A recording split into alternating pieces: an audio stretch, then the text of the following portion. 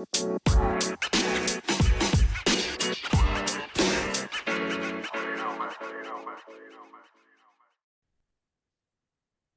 welcome to the Relentless Positivity Podcast. I'm your host, Joe Martin.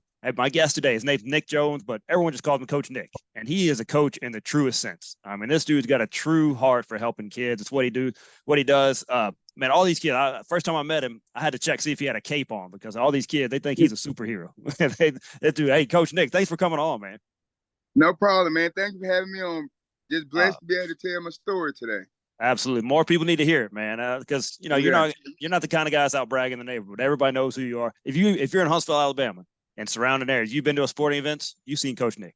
I don't care what sport it was. He was there. That's right. Yeah, he's there. Yeah.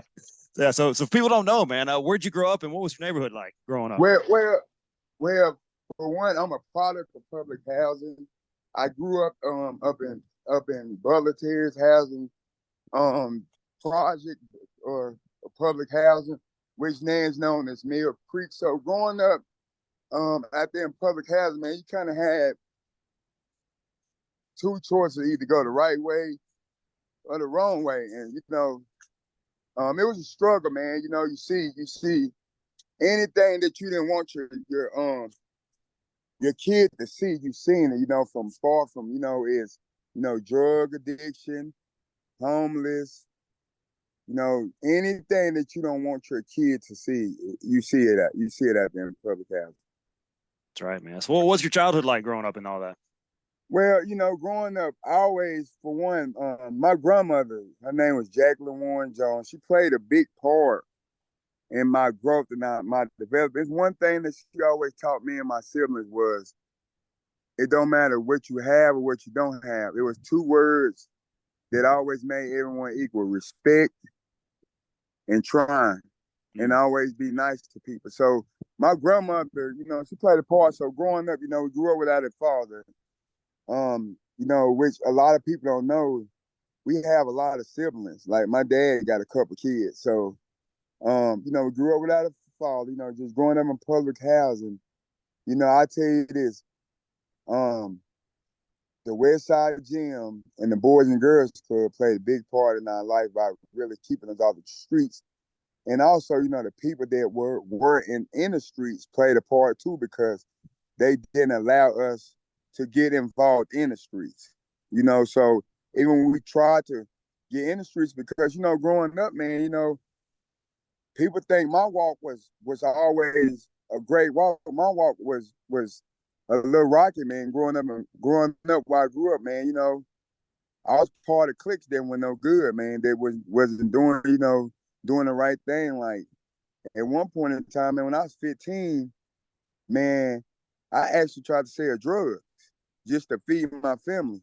When I was 14, 15, my mom was struggling. She was working at Ad Trend, no help. She used to walk to work sometime.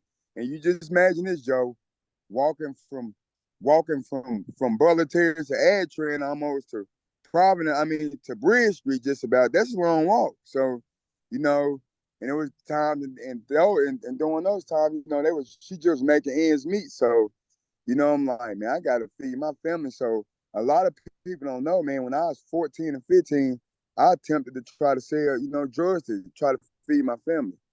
And then, the good thing about it was I was playing sports and stuff at Stone and at Huntsville High.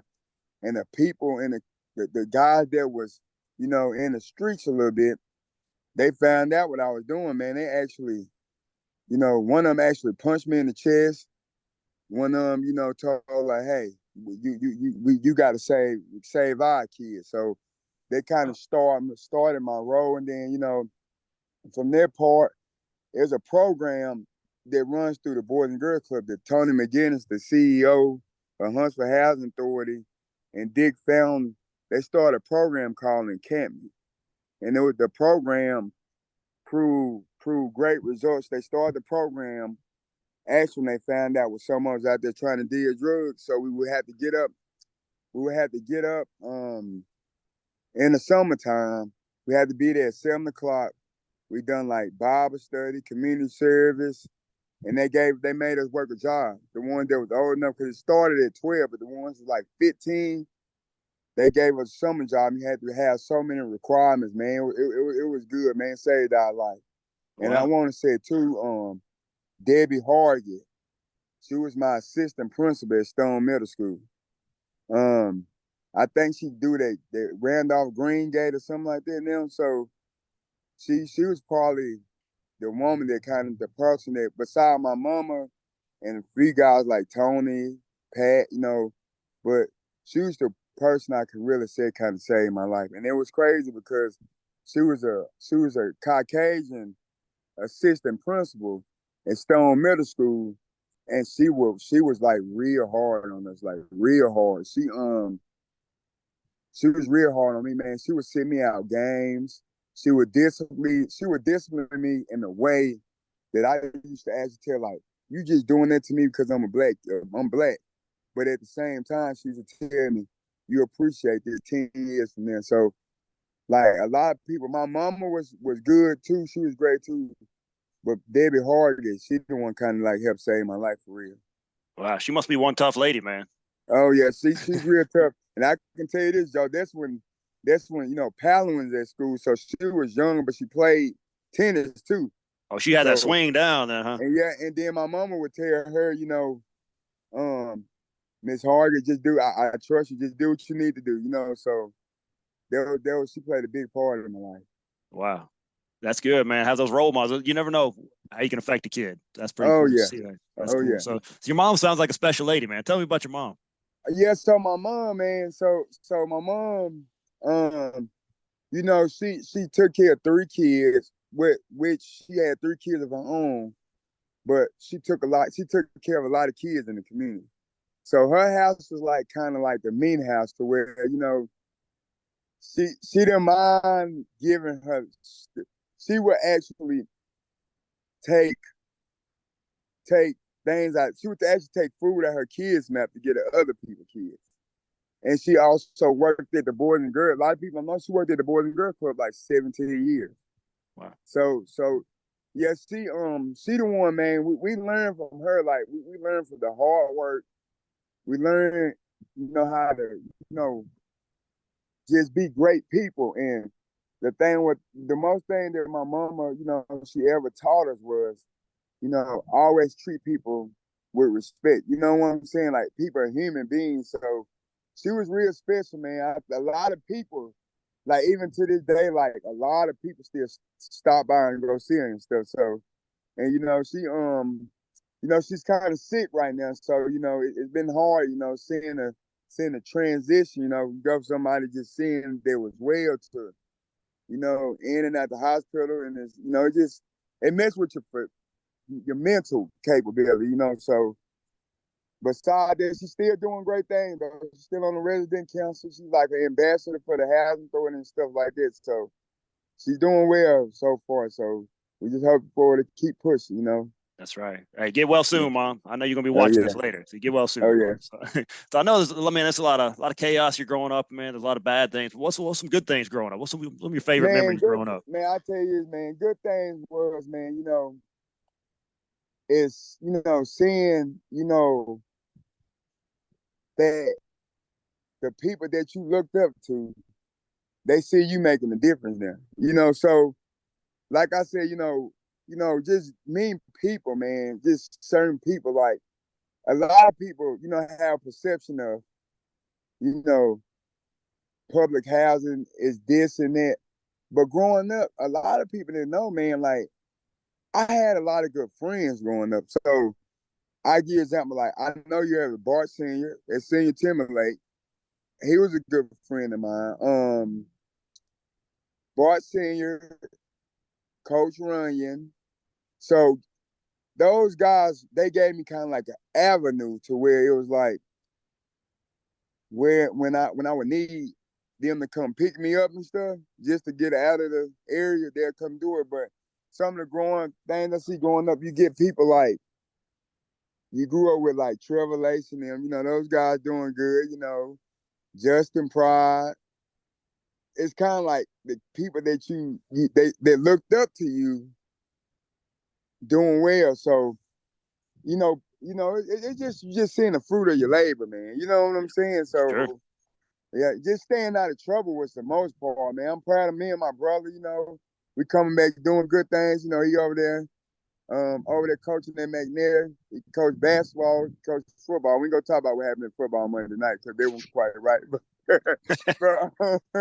We'll leave that for another day. We'll talk about that another day, Joe. But Both of y'all yeah, beat me, man, so I ain't saying nothing. So I'm yeah, just being oh yeah. quiet. So the thing about it was just basically seeing, you know, me and my mama kids being successful. That was the most important thing to me because I kind of had to step in the father figure role at an early age, you know. So just training my brother, training my because I have a cousin too named Chris, and he a lot of people think he's my brother, but he's my cousin. But you know, seeing all my guys that I grew up with in my circle, you know, all of them doing good. One of them, you know, running a company and all that. So just seeing my friends, the ones that made the right decisions, doing great. That's the most thankful thing I can see with me growing up. You know what I'm saying? Yeah. So yeah. You mentioned a few guys kind of helped you out and got you, but how did you make it through, man? Everyone's getting in trouble. You had several of your friends get killed growing up. So this is the thing about it, man. How I make it through, man. I tell you this because I'll be honest with you.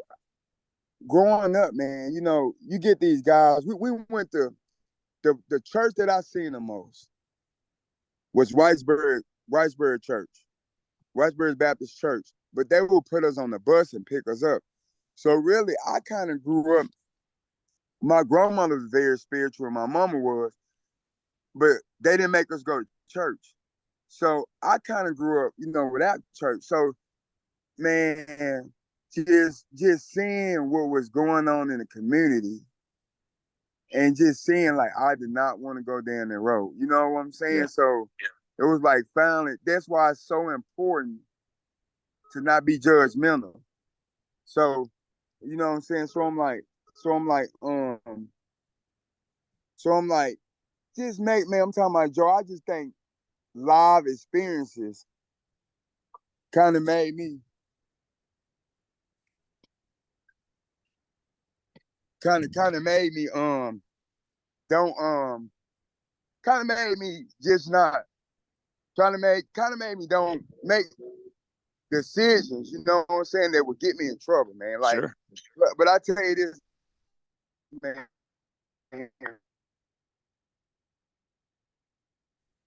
just being able to go off and stay out of trouble. That was the biggest thing that I had. Yeah, that'll do it. So, man, Live things, you know, just seeing experiences growing up, just seeing people dead. You know what I'm saying? People going to jail. My friends going to juvenile. So, so, where is that? Hold on, Joe, real quick. Where is that? Yeah. Where? You see it? That big old thing right there on the board. Right there. Yes. Where, right here? Mm-hmm. y'all see what I'm talking about? Man in the neighborhood. Look at him. You see it? You'll see it right there. That brown, that big, Where? right there. Oh, right there. Woo. Woo.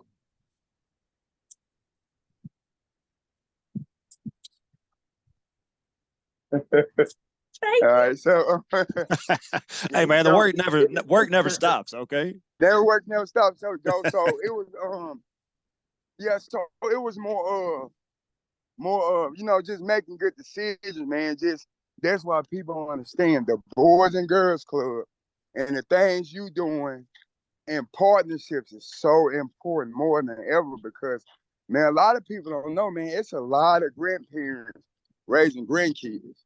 And I always say this for a reason, Joe. A grandparent's not raising a grandkid for a reason. You know, so I mean, just the Boys and Girls Club and just a program as a whole, you know, they got me through, man. If I didn't have the guys that I had,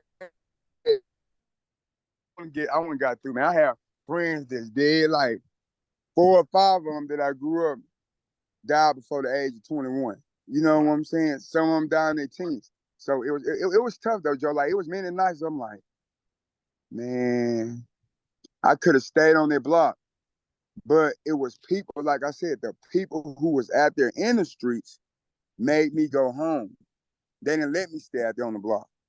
So, and the good thing about it, Joe, I really was never a hard-headed kid. So I always wanted to help people. So that's how I really got through. Yeah. I mean, you can learn from good examples and bad examples, right? Seems like you learn from both for sure. So let me ask you a tough question though, man. You grew up around some dudes, man. Who was the best athlete growing up in the neighborhood? The best athlete. I know that's a tough one, man. It's a tough one, but I would have to go Nikki Tibbs. Okay. Nikki Tibbs played at Butler High School with the Running Rebels. She played on that team that was on the Cheerio box. Okay. She was the truth because she used to play with both. I seen her play against grown men. So Nikki Tibbs and Jerome Harris. You know, Jerome, you know, he passed away and actually passed away like on a medical emergency. You know what I'm saying? So he was real good too. So he Nikki Tibbs, I would have to get Nikki Tibbs because she got the credentials, but Jerome was running the close second. So yeah, those Stone and Butler basketball teams, girls basketball. Oh yeah, man. If y'all don't know about it, you got to look them up, man. Yeah, they were rough, man. They were dominating people. Yeah, so I got to ask you another question, man. So you're in the middle of Alabama, Auburn country. How you a Tennessee fan? Man, so listen. Matter of fact, I'm not a Tennessee fan. I'm a diehard Tennessee fan. Oh yeah, you are. Hey, y'all be friends with him on bad. Facebook, and you'll find out real quick. So this thing, how I became a Tennessee fan, Joe, is, you know, we growing up, we didn't have cable. So you know, we had cable, so we had 19, 31, 48, and 54. Well, that's when Tennessee had the glory days going on with Peyton Manning, Marcus Nash, Joey Kent, and Philip Farmer was one of the best coaches in football. So that was the only team that I used to see on CBS. So I started liking them, and then I just kept liking them, and then when Bruce Pearl came, I really started liking him. So I just been a Tennessee fan. I never not been a Tennessee fan. I always been a diehard Tennessee fan, which we're going to take care of business tomorrow. Again. Again for year 2 in a row. And it's going to come down to which quarterback play the best, Joe, because from the way it looks, both of them is too inconsistent. Yeah, that's true. So should be a good one, man. Should be another good one. Oh, so yeah. I get it, man. I grew up. We had WGN, so I grew up a Cubs fan. We didn't have the Braves. We had the Cubs, man. Harry Carey and Andre Dawson. I'm a little older than you, man. So yeah, I grew up a Cubs fan because that's what we had on TV. But yeah. So man, well, so you I like your kind of life missions. You're empowering kids to make positive decisions to stay on track. So when in your life were you even in middle school, high school, or when you decided, hey, I'm gonna make my life mission to help kids? Man, so this is what it was. So I was in the Boys and Girls Club because all my role models kind of was doing the same thing. So a lot of people thought I was good in basketball. Joe, I wasn't really good. I was 5'8", 5'9". And you know, I will tell you this. The guys that helped me told me, they said, Nick, you're not that athletic. You 5'9". You need to try this basketball stuff. You need to try to let that go. It's time to start, and which I don't understand why people don't have honest conversations with these kids today about when it comes to sports. You know what I'm saying? Like, so I'll never forget. Like, I was sitting in the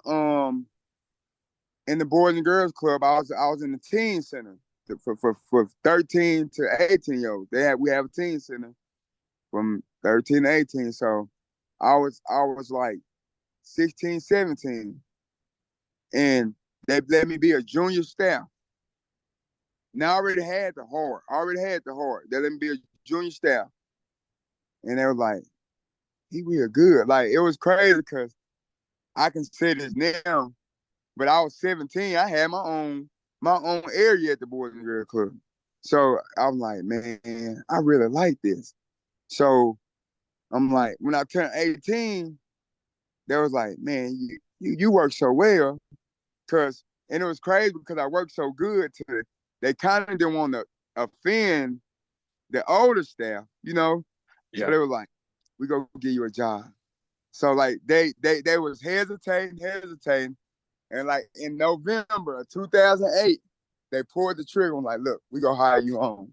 So that's when I realized I wanted to. That summer before I got hired, that June, July, I was sitting on the line and I was just seeing how, you know, they was trying to get the kids in order and, you know, like they was getting ready to take her to a baseball game.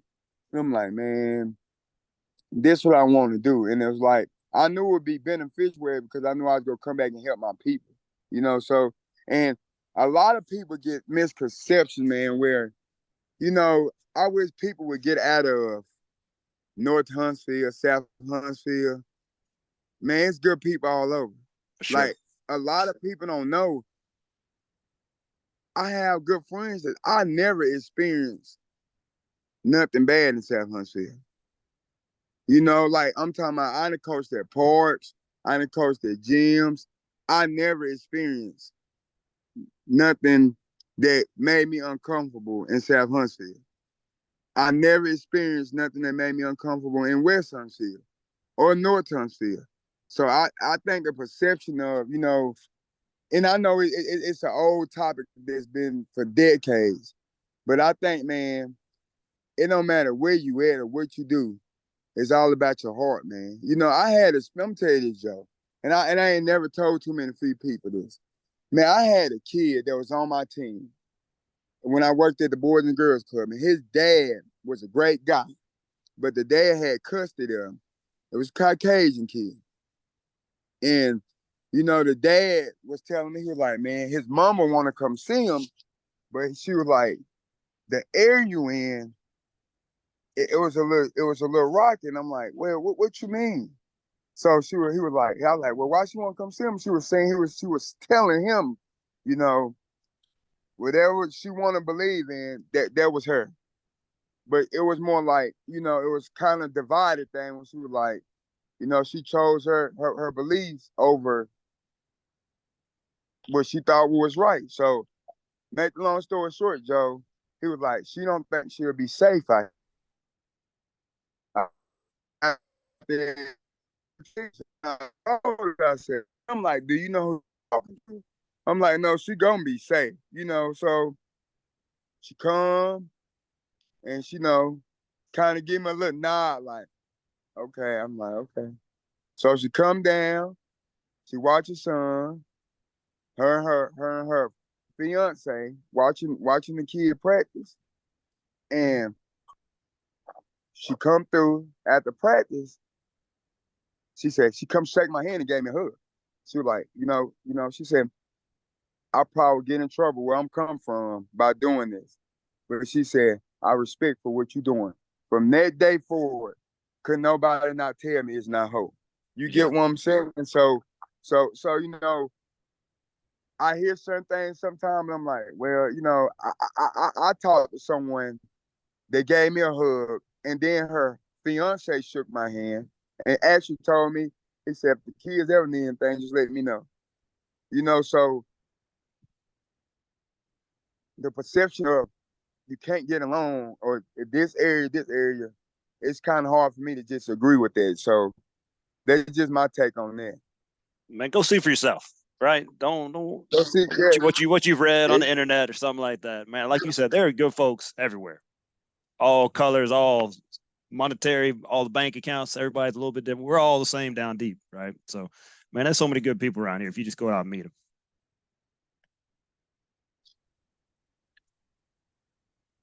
Man, so let me ask you, what's kind of some of the most important lessons you try to pass on to these kids? Man, I'll try to pass on them, man. Make more than anything. One thing that I try to pass on them is always make the right choice, man.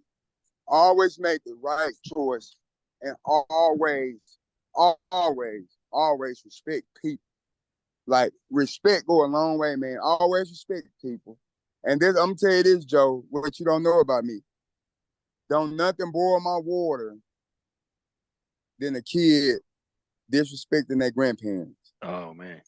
Yeah, that boiled my water because my thing about it is I see it firsthand because my mama is raising my niece and nephew.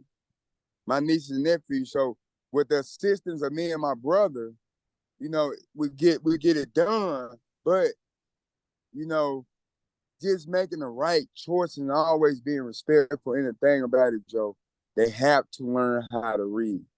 They have to learn how to read and get their education because, the thing about it is this stuff, the way the world going, man, you can do STEM. You can do STEM, Joe, and be successful. Man, I got kids at the board that I had at the Boys and Girls Club. Hey, coach, you need anything? I'm like, what you doing there? Oh man, I work on the arsenal. I said, well, we do STEM over there, coach. That we getting training while going to school. We getting so education, making the right choices, and just choosing the right friends, man. Your peers, your Yeah, that's a peers, big one, man. That's a big one. your peers matter, man. It's like, man, I had to learn myself, Joe. Like, I'm from and I understand I'm from the hood, but I had to associate with my people who do the same thing I do.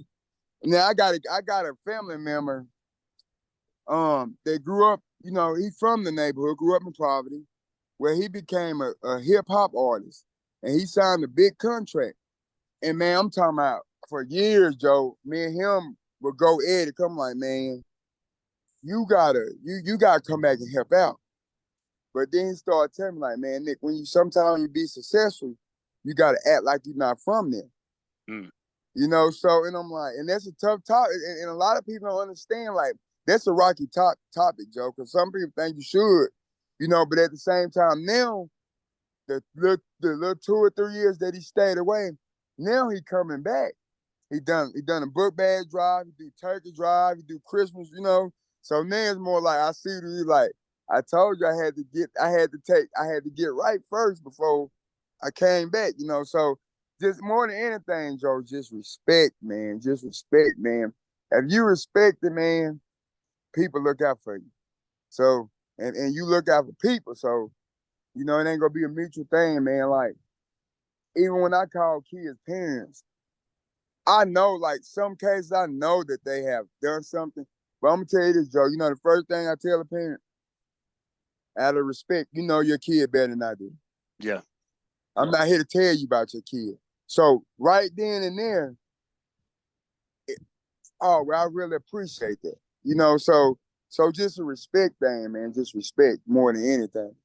Yeah, I know that helps them just kind of put their guard down a little bit when you come in like that. Just, hey, man, I'm just, Yeah. I'm just out. I'm just out for the kid. I'm not trying to tell you nothing. I'm just trying to help out. Or So, or it's kind of like flip sometimes, Joe, because they were like, okay, now coach, you never call us, man. What's going on? You know what I'm saying? So, yeah, so when I talk to them, I'll be like, hey, everything okay? Because they're like, oh, well, you never call us, so what's going on? So, yeah, then you know something serious. So that's good because they know you oh don't call yeah, for no reason. That's oh right. yeah, So man, when you worked the Boys and Girls Club, you gave kids your cell phone number. I mean, you joined the PTA. You're going sun up, sundown, and you still work sun up and sundown for the kids, your neighborhood, everybody. Man, yeah. what keeps you motivated? How you keep going?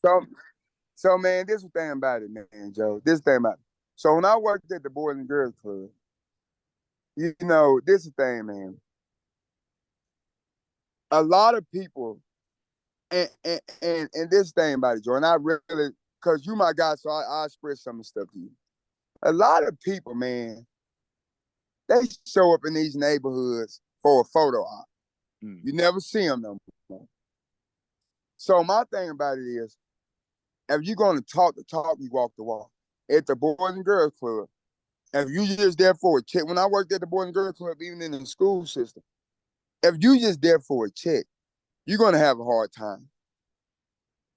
You're going to have a hard time because you empowering youth, man. So when I worked at the Boys and Girls Club, I seen my mama work hard.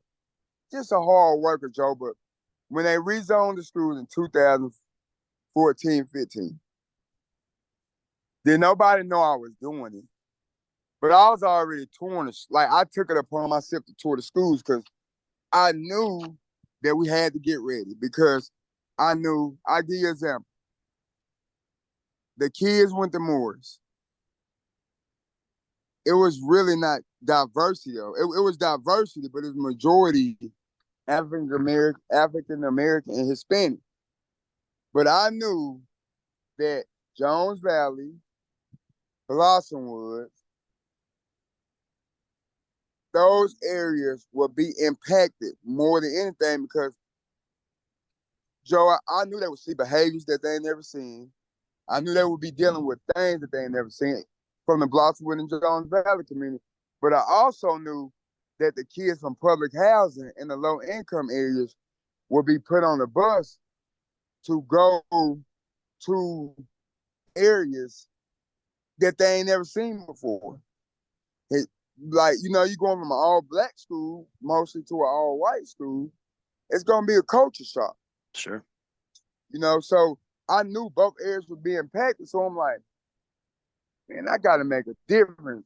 When little did they know that time, see, people don't think, yeah, the Boys and Girls Club changed my life, but the rezoning definitely changed my life because I was able to meet so many great people from Jones Valley, from Blossomwood.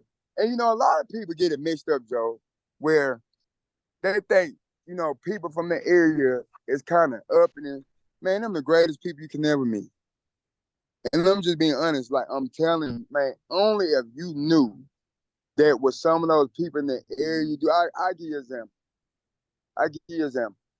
Man, we got people in that area is taking kids. You got people like Michael Samples who came to me during a rezone and said, look, he could have easily went over there and coached the international or whatever.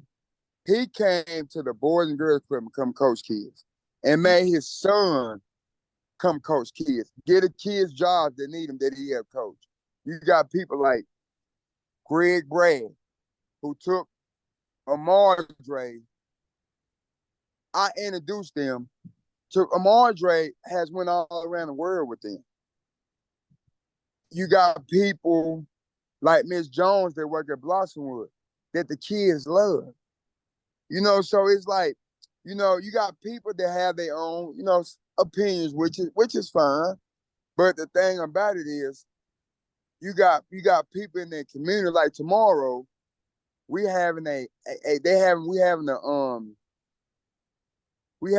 serve day where you got more people from Jones Valley, and I mean more people from Blossomwood coming than, you know, any other place. Like even with Jones Valley, with Krista Alexander over there during the pandemic, she passed out snack packs every day. Yeah. Every day. She didn't have to do it when the pandemic hit. They all ran a food pantry. They bring the kids food, bought them lunches, things like that. You know, you had the teachers riding around giving the kids, you know, computers. They was just doing everything. Like, you know, man, just working at the Boys and Girls Club, you build relationships for one.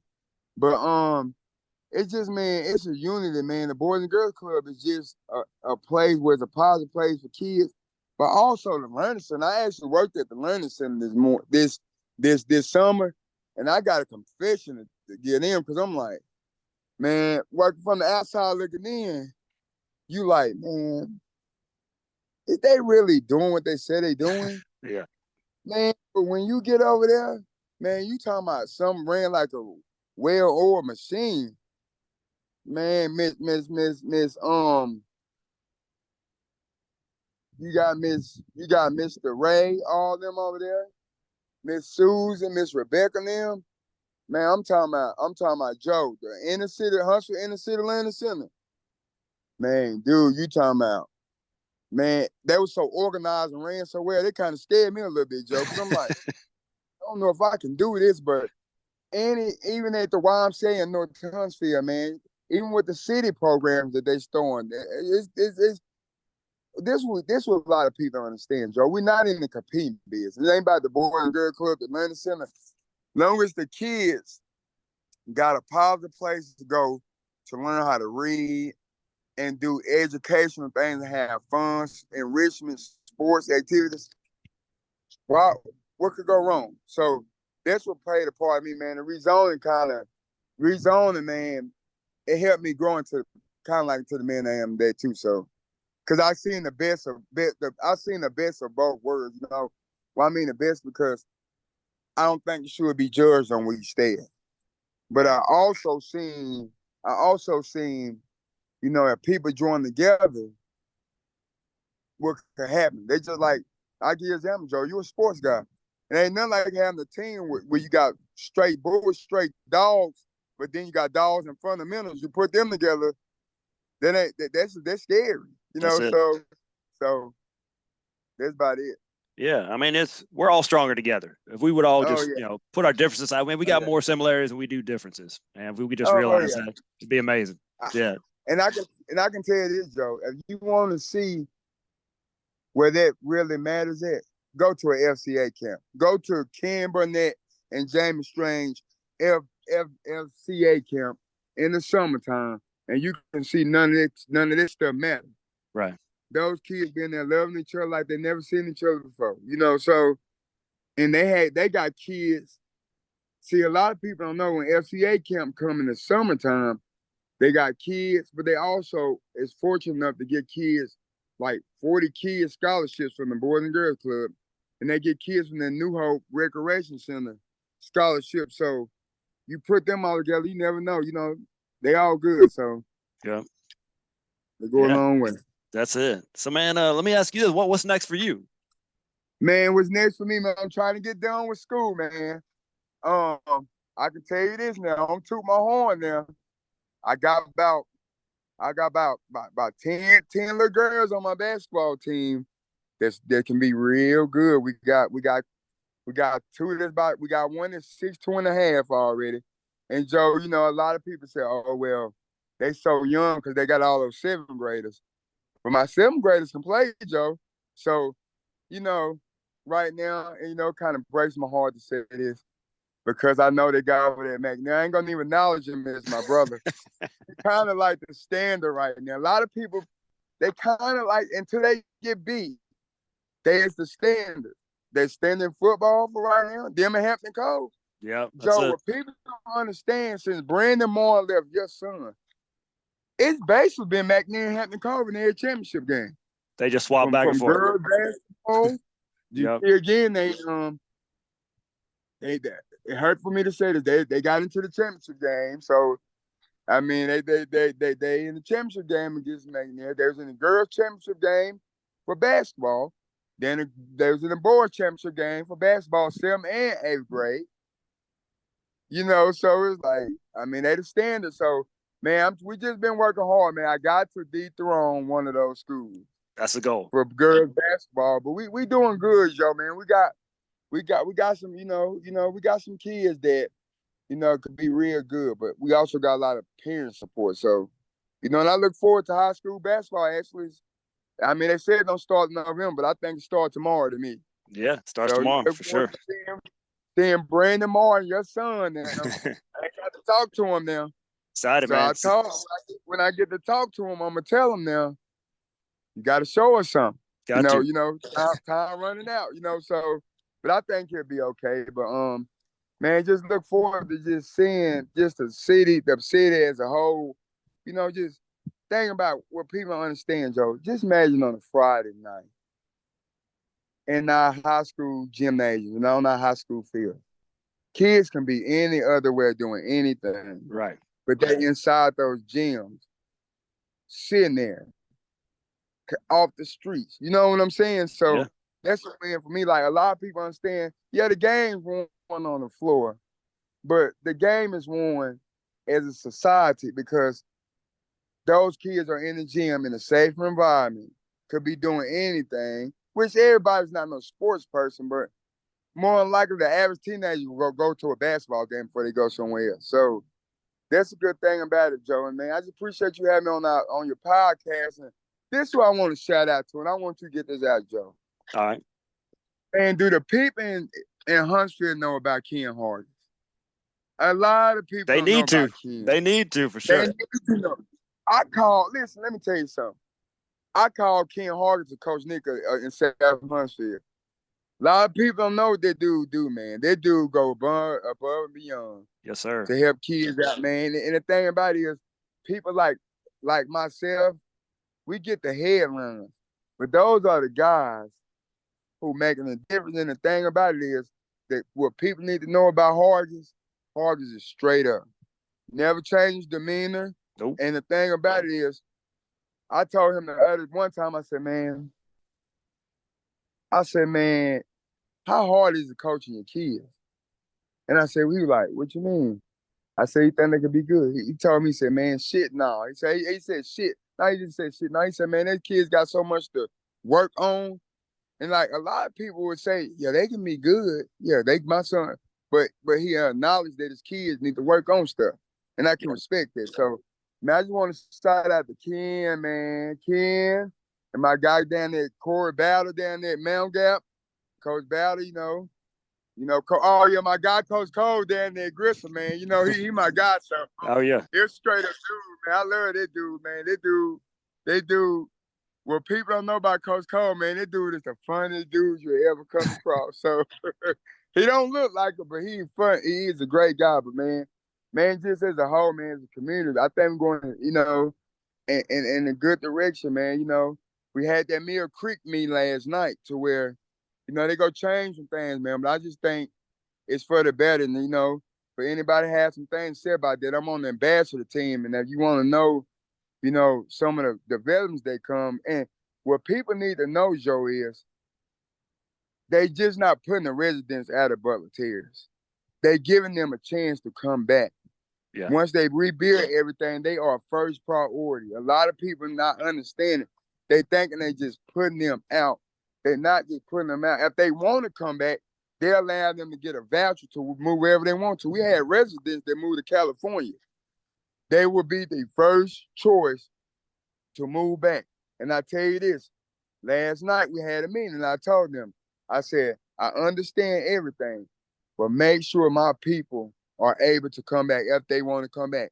Now, if they don't want to come back, that's on them, but they will be the first people to come back and mixed income housing. So the Mill Creek and Low Mill, that area is going to change in the next 3 years, 4 years. But I think it's like it's a new day, man. I think that it gives like a lot of people understand, man, poverty can be a mentally ill, man. It can be mental illness. A lot of people don't understand it. So I think it gives the people hope. It gives us a sense of hope. Like it's a new day. Like we can live the way other people live.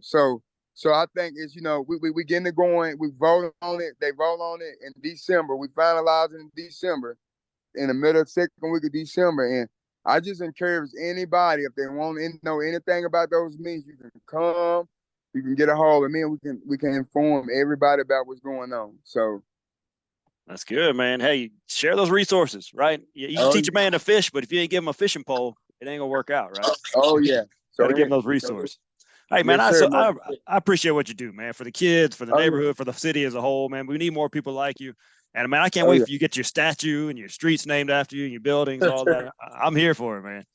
Well, I tell you what, now Dorothy Ford already got her street downtown. Yeah. So you're next, man. I think I'm next, but you gotta wait your turn. So but I just appreciate you, Joe. A lot of people don't understand the things that you do and how you try to put, resources into the community. It's kind of hard, where people not understanding, but you have a teenage son, I seen you get on to him at a basketball game before, he didn't, you didn't say nothing to him, but I seen your face. I'm like, you know what I'm saying? So, you talked about the standard, man. You got to keep the standard, right? Got to keep the standard, but I just appreciate you as a whole, Joe. And I tell you this, I want you to, I would get with my brother and you just let me know. I want him to come on too, Joe, because a lot of people don't know, man, my brother, he was considered one of the worst kids in public housing, man, coming up, man. And his thing is, if you don't got a plan, what he done is, Joe, he went to the military. Okay. He went to the Army. He went to the Army right at 18. And he had a plan, and now he works at Boeing. So he got a story too. And you know, he kind of like a background type guy, but I think we need to tell his story too, Joe, because man, his story is a lot of people don't know. We're very close, but my story is way different from his. So yeah, I love it, man. We was brothers, so yeah, people need that because they say if he did it, I could do it. Yeah, so we definitely need to get him on. And I know you got to run, man, but I'm glad you had me on. Oh, I appreciate you coming on, man. Like I said, keep No up the good problem. work. Yeah, I appreciate it, man. If you're listening to this episode or watching this right now, hey, share this with somebody. A lot of people some people know about Coach Nick, but more people need to know. The world needs to know about people like that are giving their lives to make the world a better place. Man, not many people are out there doing that. Coach Nick, we appreciate you, man. Keep up the good work, and we'll see you around town, man. Appreciate you, man. Appreciate you. All right, y'all take it easy. We'll see you next time on Relentless Positivity.